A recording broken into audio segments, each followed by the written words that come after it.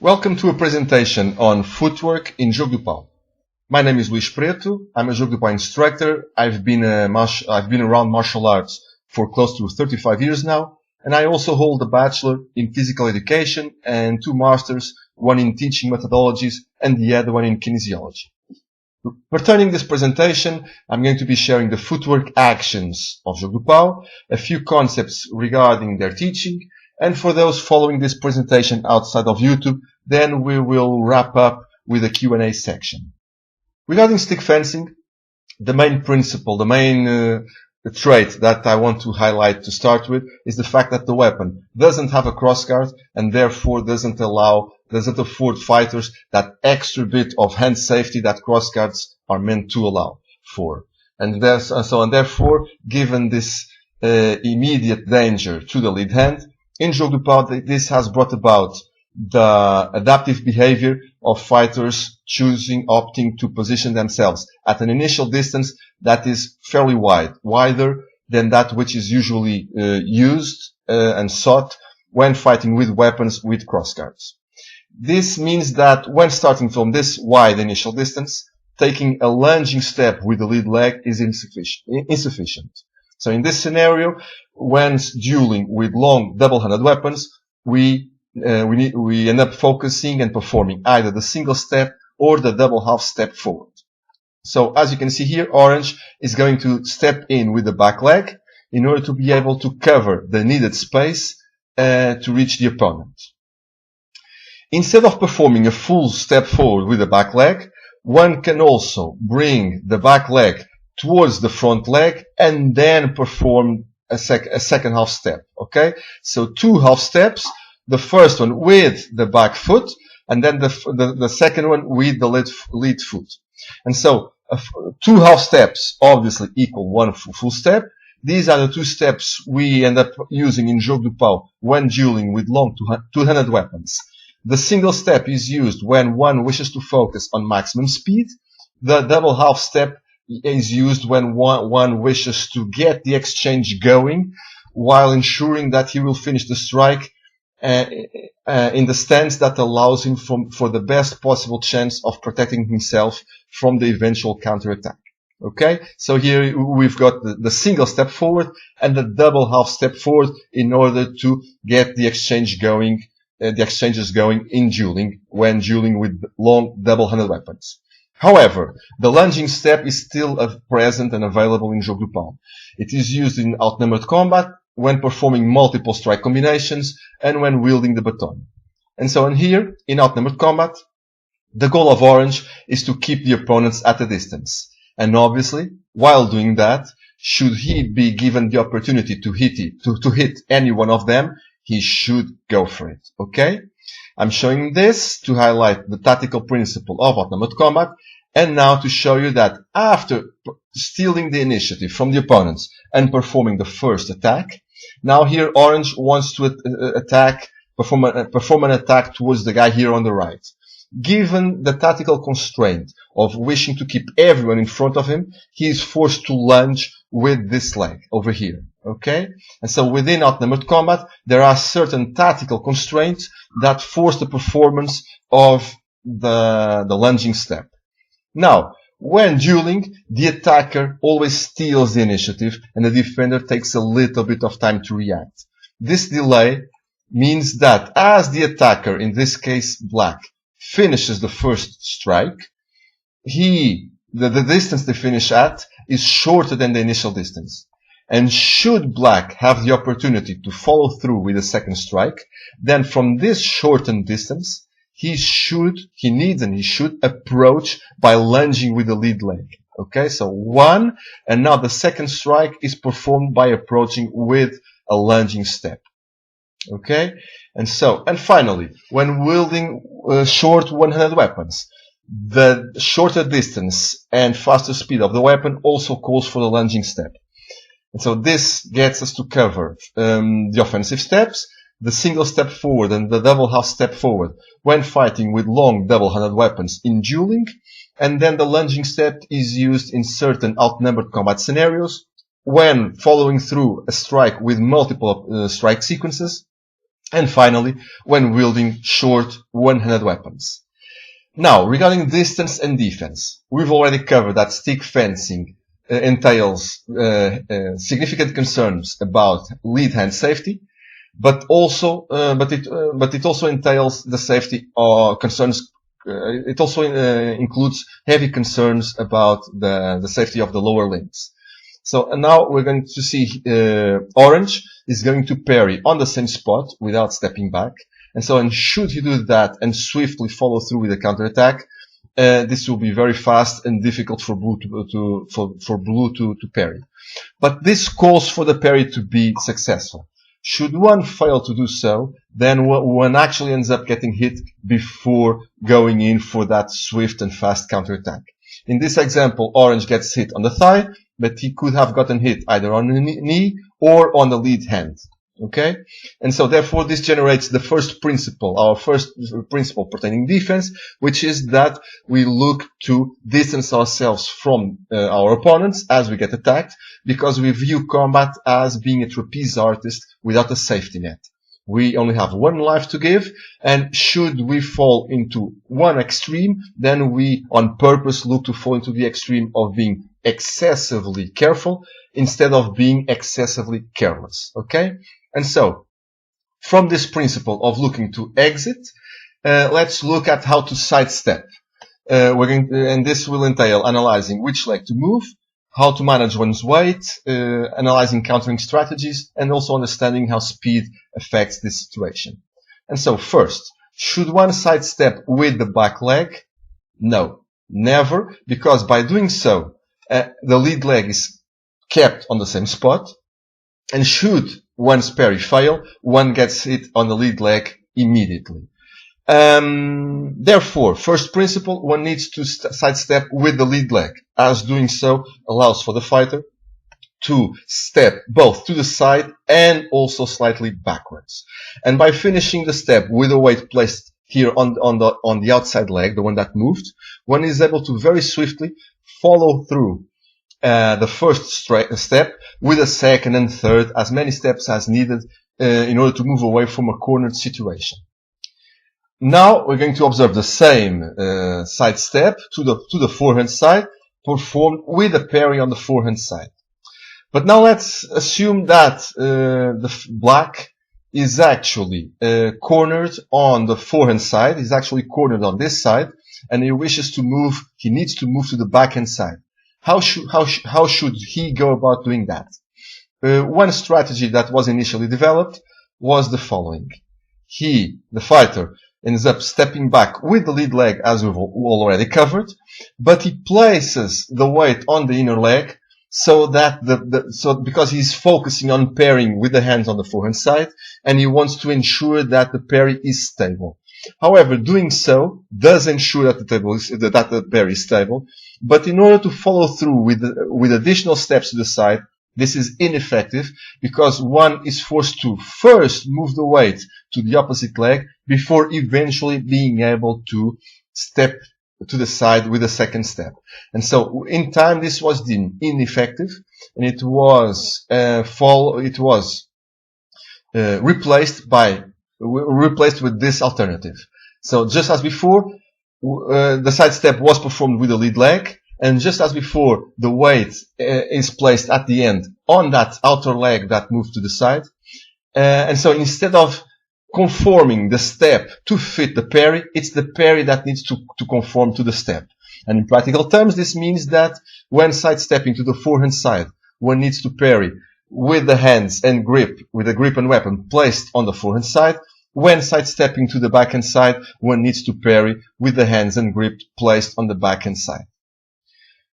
Instead of using the side steps just to move away from a cornered situation, one can also do so in order to avoid a strike and then build a counterattack. One can do so by simply avoiding the first attack altogether. Okay, and so here the side step, the avoidance, and the counterattack. As we've already covered, since the side step entails also a distancing action, from here the defender needs to reapproach in order to be able to reach the attacker and have at least the potential to be effective with the counterattack. And the same thing happens should the defender actually parry. He's parrying, but he's also sidestepping and moving back. And so from this same distance, he needs to be able to reapproach swiftly with a counterattack. And such combination is ensured by stepping to the side with one leg and then moving in with the opposite leg in order to attain greater movement flow. However, despite the well-meaning development of all these sidestepping strategies, with time, Jogo do Pau practice and performance became faster and faster for several reasons, including one of them being better training methods. And here we're going to blue is going to strike from the shoulder in order to simulate a very fast attack. And as you can see, as you increase combat speed, and in this the defender in this case orange, stops having enough time to perform a sidestep. So this means that sidesteps in Jogo do Pau eventually became obsolete, and were preserved a little bit out of historical respect for the art, for the past, and a little bit as a last resort to use when in a cornered situation. But sidesteps stopped being used as a tool in order to build a counterattack from. Okay? And so this meant that defensively, fighters ended up turning their attention to inline stepping, which includes the single step backwards, the double half step, and the half step. So as you can see here, parries can be performed with the grip and weapon on the backhand side, and alternatively, parries can also be performed with the grip and weapon on the forehand side. In both cases, the weapon, the chest and hips are facing the hands, the grip and weapon, in order to ensure that the fighter is in a stable position. Should one be attacked in this situation, blue is going to attack and orange is going to exit with the lead leg. Exiting with the lead leg brings about the twisting of the upper body, and this tends to generate the displacement of the grip and weapon to the opposite side. And so in this case, the parry entails holding the weapon on the backhand side. Here, if blue were to attack again, and if orange were to move again back the lead leg, in this case this one, the turning of the shoulders would get the hands and weapon to move to the opposite side. And so, should one spar like this, this ends up meaning having the parries conforming to the footwork action, to the rotation of the upper body. Instead of doing that, eventually people felt that they were more comfortable, more trusting of the parries on the forehand side. This brought about the development of the double half step back. So stepping back with the lead leg and then following it with the back leg, 1 and 2.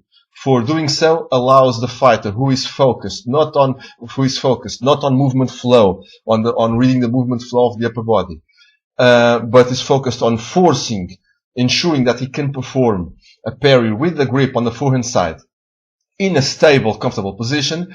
The double half step ensures that he is able to do so as he is able to maintain the positioning of his upper body.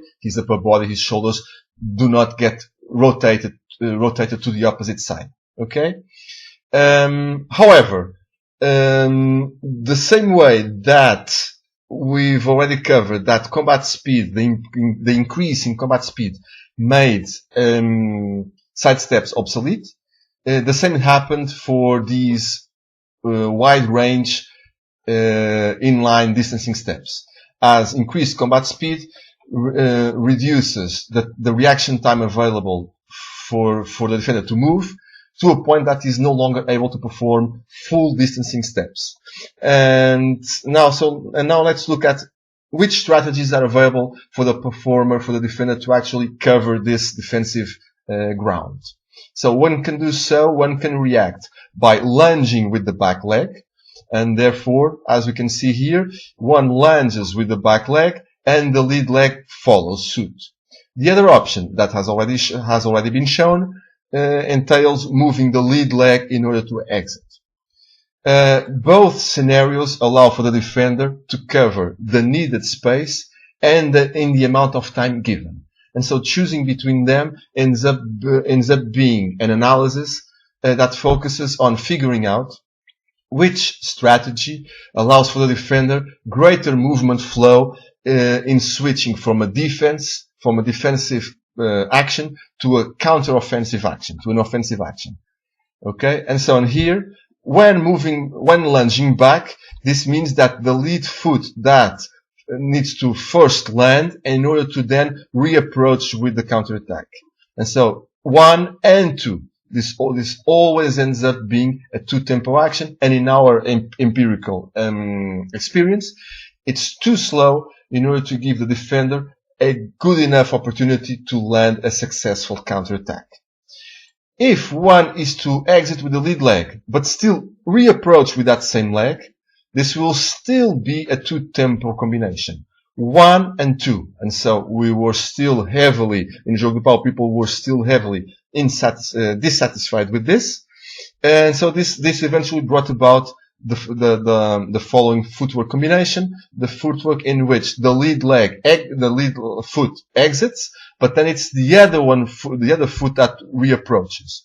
And by splitting things like this, by having one foot covering the distancing action and the other foot covering the reapproaching action, one is able to attain much greater movement flow in terms of parrying and counterattacking, or avoidance and counterattacking, and therefore this gives fighters a much greater potential to be effective with a counterattack.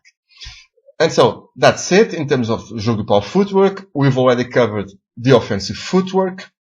Regarding defensive footwork, the need to exit, how that generated different types of defensive footwork, and how that defensive footwork became obsolete due to increased combat speed.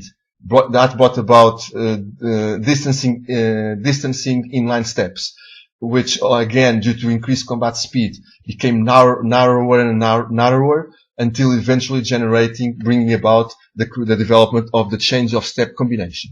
Okay, so those are the footwork actions in Jogo de Pau, past and present.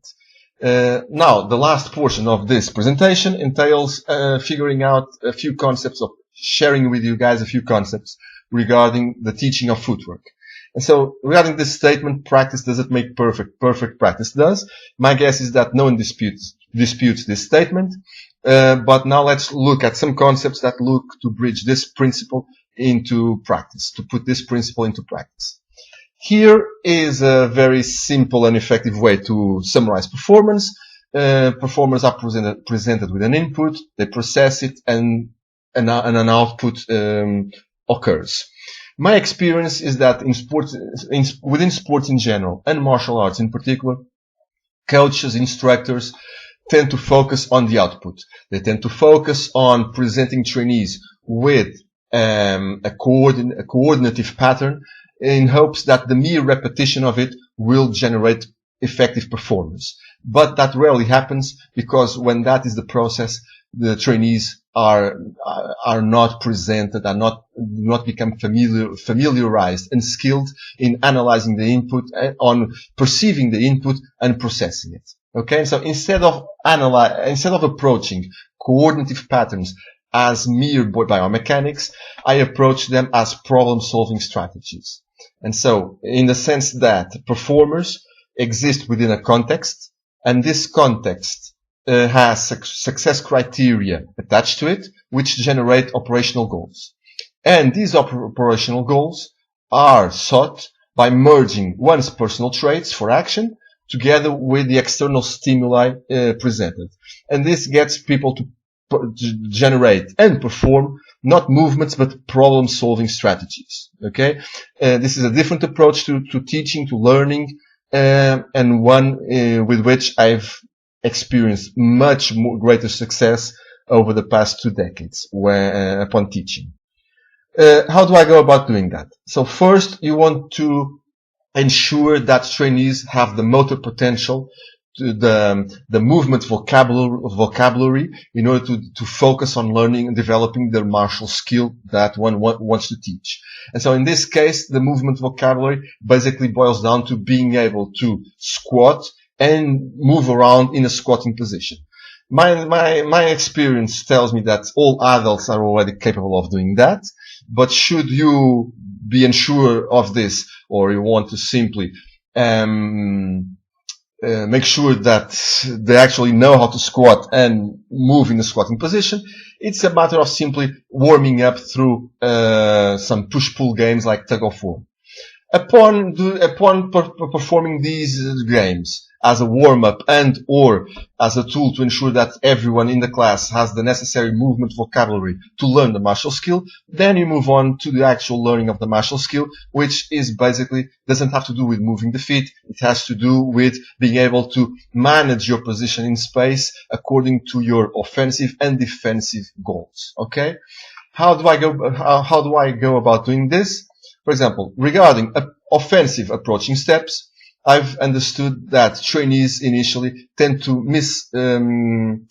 misunderstand the positioning of this weapon and falsely assuming that this represents their combat reach.